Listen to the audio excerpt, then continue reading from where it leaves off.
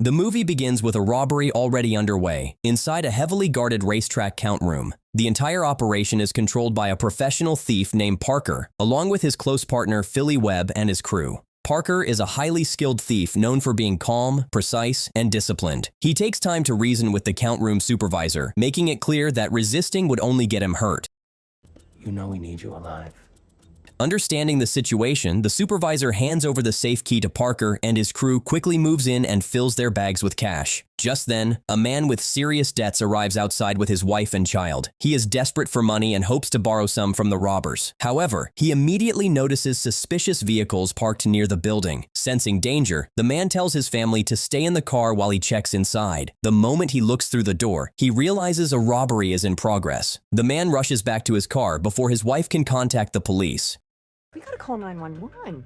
What? No. Instead of fleeing from there, he chooses a reckless alternative. Armed with a gun, the man decides to steal money from the robbers themselves. When Parker and his crew exit the building carrying the money, the man ambushes them. He opens fire, killing one crew member and seriously injuring another named Philly Webb. In the chaos, the man grabs a bag of cash, jumps into his car, and speeds away. Parker reacts instantly and chases him, firing shots at the fleeing vehicle. But desperate, the man drives wildly and crashes onto the racetrack. His car spins out of control and slams into a barrier, completely wrecked. Parker catches him up and executes the man. Then, he bribes the terrified wife to remain silent. With the stolen money recovered, Parker escapes the racetrack with his surviving crew. Later that night, the remaining members regroup at their hideout to divide the money. One member is dead, and Philly Webb is wounded. Zen, the only woman in the group, treats Philly Webb wounds while the others count the money. During this tense moment, Zen questions why Parker spared Joe's wife.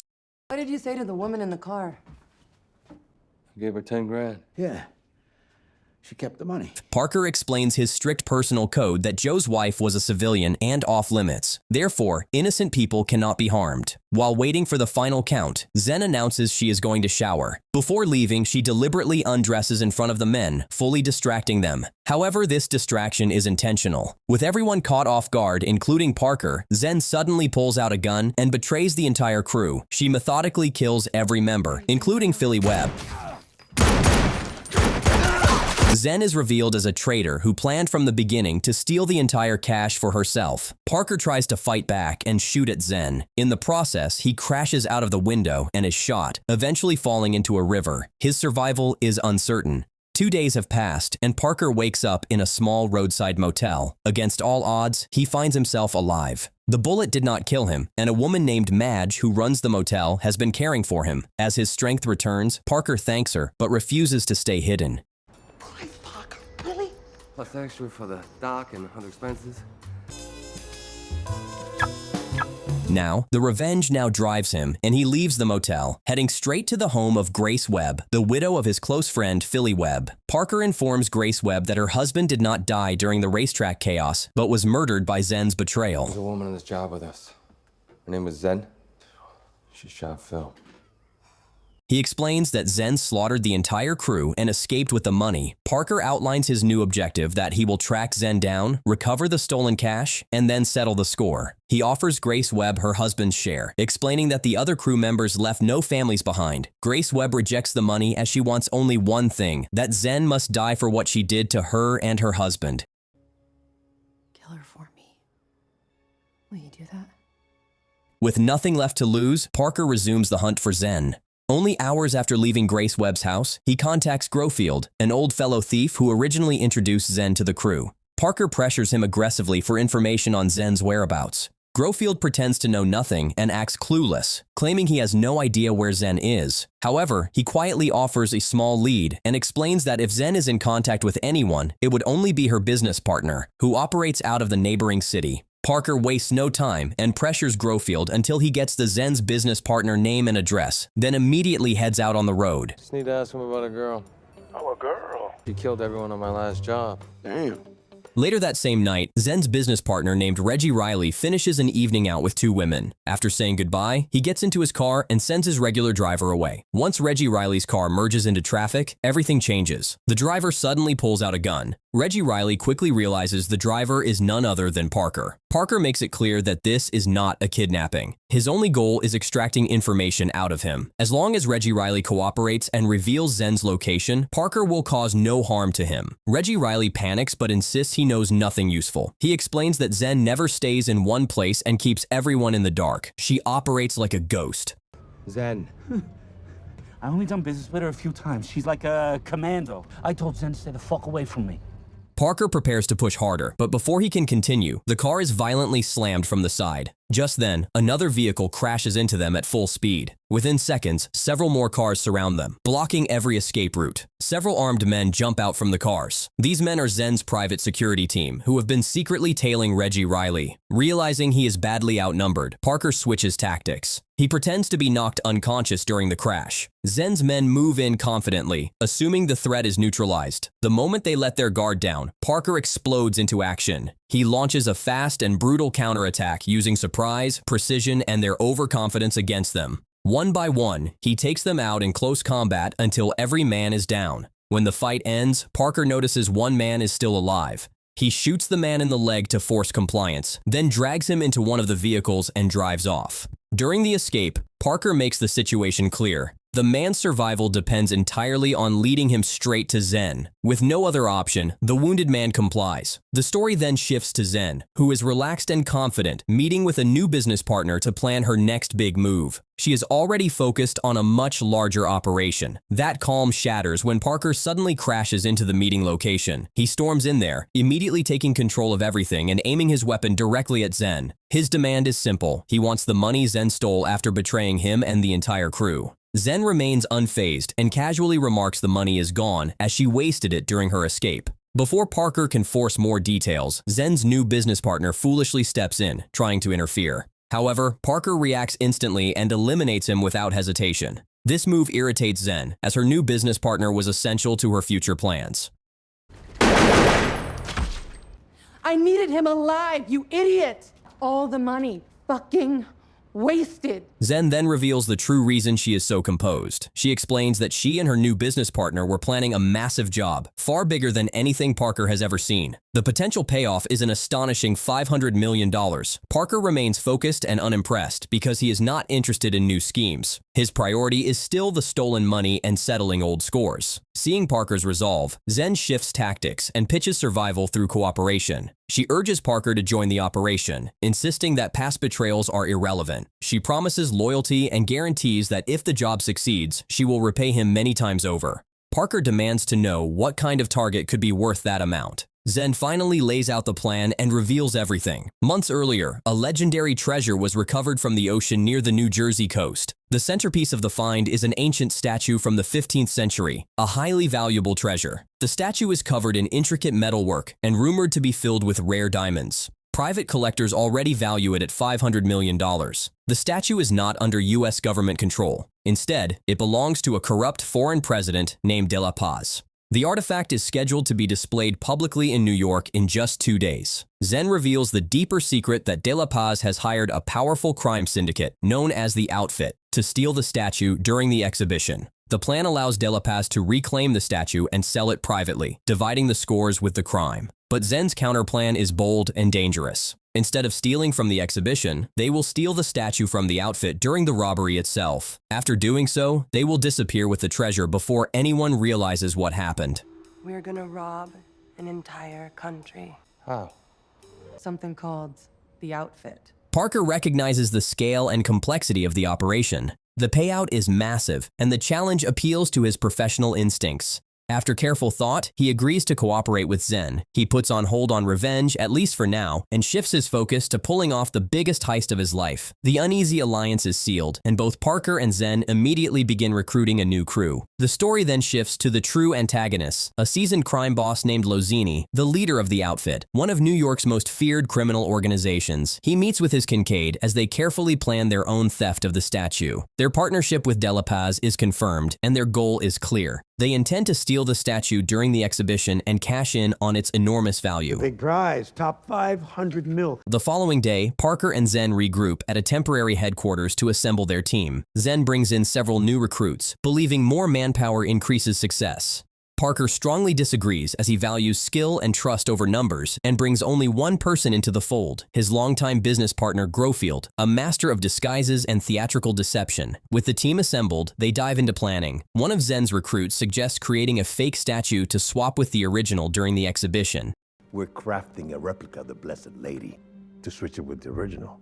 While classic, the idea is overly complicated, so Parker shuts it down immediately. He clarifies the core strategy. Their target is not the heavily guarded exhibition. Their goal is to steal the statue directly from the outfit during their own robbery. The operation moves forward under Parker's strict, calculated approach as the clock ticks down toward destruction. It becomes obvious that Parker is the only person who truly understands how to pull off a layered heist that targets another criminal operation. Zen realizes she lacks the experience needed for this level of planning. Accepting that reality, she steps aside and hands full control of the crew and strategy over to Parker. From that moment on, Parker runs everything. Parker immediately outlines the first essential move. They must learn the outfit's exact plan for transporting the statue after it is stolen. Zen proposes a bold but dangerous approach, breaking into the home of Kincaid to steal the outfit's master files. Parker approves without hesitation, and the mission is set in motion. That night, Parker infiltrates Kincaid's house alone, while the rest of the crew monitors from a distance. Kincaid happens to be away, allowing Parker to search freely. He moves room by room, tearing through drawers, safes, and hidden compartments.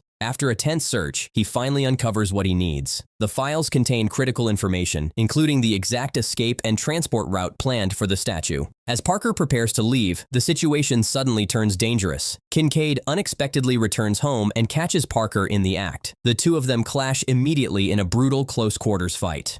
Parker remains calm and efficient, using skill and precision to overpower Kincaid. He knocks him down hard, leaving him seriously injured but alive. Parker escapes the house with the stolen files. Outside, Zen and Grofield meet Parker, and the team quickly retreats to their headquarters. After that, they begin analyzing the stolen data. The information confirms everything they hoped for. Back at Kincaid's house, he is discovered alive, injured, but breathing. His survival soon brings Lozini to his side. Kincaid reveals that Parker is responsible for the break-in and the stolen files. We found Parker instead. Clearly, he's here. The name Parker instantly alarms Lozini. The two of them share a violent history and are long-standing enemies. Lozini immediately understands that this is not a random intrusion.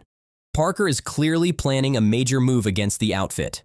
Back at headquarters, Parker and the crew study the files in detail. They learn that after stealing the statue, the outfit plans to transport it using an automated underground garbage train. Parker immediately spots the opportunity. He explains that their operation begins only after the outfit completes the theft. Once the statue is loaded onto the train, that is when they strike. With the plan locked in, Parker assigns roles to the crew members. Zen has already recruited additional specialists. Two married thieves, Ed Mackey and Brenda Mackey, are given one of the most critical tasks. Disguised as transit workers, they will take control of the train system and neutralize the outfit's insider. Grofield is assigned to sabotage the track by disabling the automated safety brakes, ensuring the train cannot stop. It jumps the track, crashes down here. We move in quick, grab the boxes, including the big one.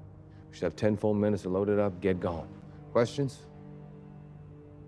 Stan Devers is tasked with securing a large truck for extraction after the derailment. Parker, Zen, and the remaining crew will wait at the crash site to recover the statue and escape. Confident that everyone understands their role, Parker orders the team to rest. The plan is scheduled to begin the next afternoon. Just as Parker settles down, everything changes. He receives an unexpected call from Lozini himself. The crime boss makes it clear that he knows Parker is interfering in his business. He openly acknowledges their shared past and admits regret over not killing Parker years earlier. I should have put you down 3 years ago. Gave you a pass. The heist. It's not tomorrow. It's now. You lose. Then Lozini delivers the real blow. He announces that the statue heist has been moved forward to that very night. The outfit is already in motion. The plan is suddenly on the verge of collapse. Parker and Zen react instantly, rushing to mobilize the team. Parker contacts Grofield first and orders immediate action. There is no time to adjust or rethink. The heist is happening right now. The crew scrambles to their positions. Ed Mackey and Brenda Mackey move fast, putting on their transit uniforms and infiltrating the control systems. They successfully take control of the automated garbage train network. At the same time, Stan Devers steals the heavy truck needed for transport. Grofield reaches the tracks and works under extreme pressure to disable the safety brakes, ensuring the train cannot stop once it begins moving. Parker and Zen drive toward the predicted crash site. Meanwhile, the outfit executes their own plan flawlessly. They steal the statue and load it onto the underground train. With Ed Mackey and Brenda Mackey controlling the system, the train accelerates rapidly through the tunnels. The train passes the intended derailment point without crashing. Something goes wrong and the sabotage fails, and the train continues at full speed toward the city. Parker and Zen immediately realize the danger and give chase by car.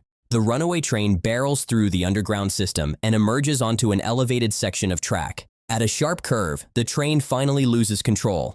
It tips sideways and crashes violently onto the street below.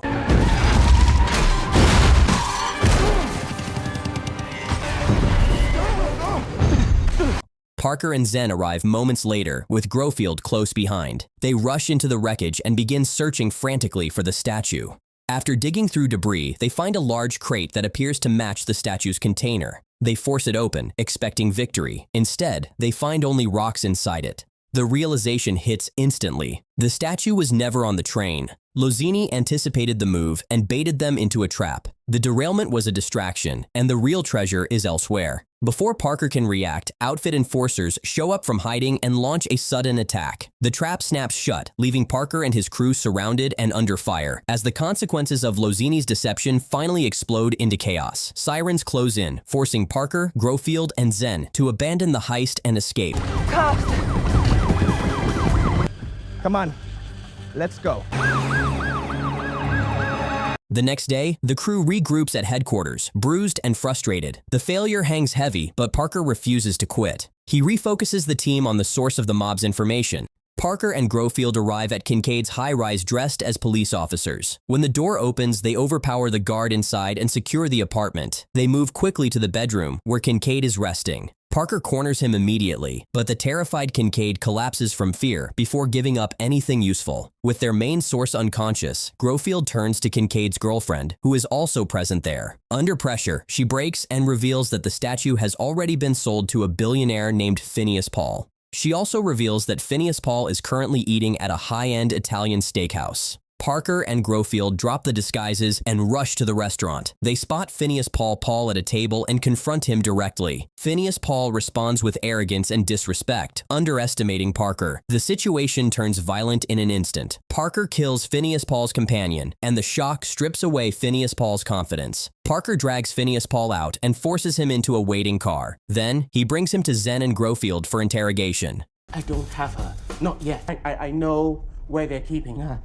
Wait, now we gotta fuck with a mat, man. What are you talking about? With his life clearly in danger, Phineas Paul reveals everything he knows. He admits that he bought the statue, but it is being stored in a private, high-security vault at the Greenbrook facility. He explains that the statue is scheduled for transport to his home the next morning under heavy protection. Parker pushes for specifics, knowing the facility contains 3 vaults. Paul confirms that the statue is in vault number 1. With the information secured, Parker chooses immediate action. Stan Deaver stays behind to watch Phineas Paul, while Parker, Grofield, and Zen head straight for the vault. An hour later, 2 guards patrol the Greenbrook facility during the night shift. On their monitors, they notice a car crash just outside the main gate. One guard rushes out to investigate. The other guard never sees the attack coming. Grofield and Zen slip inside during the distraction and take him down. Parker follows and moves directly toward vault number 1. He breaks in with ease and retrieves what appears to be the statue. At the same time, everything falls apart elsewhere. Stan Devers drinks heavily while guarding Phineas Paul and becomes completely unstable. Phineas Paul takes advantage of the situation and escapes from there. He flags down a passing car and convinces the driver to let him use a phone. Phineas Paul contacts Lozini to reveal that Parker and his crew are inside the Greenbrook facility stealing the statue. The news ignites Lozini's rage. He mobilizes his men and storms toward the vault. Lozini and his enforcers reach the facility and confirm the worst. Vault number 1 has been breached and the statue is gone. They spot a car speeding away from the back lot, now carrying the crate. A brutal chase erupts through the city streets. Gunfire fills the night as Parker weaves through traffic, but Lozini's men coordinate their attack with precision.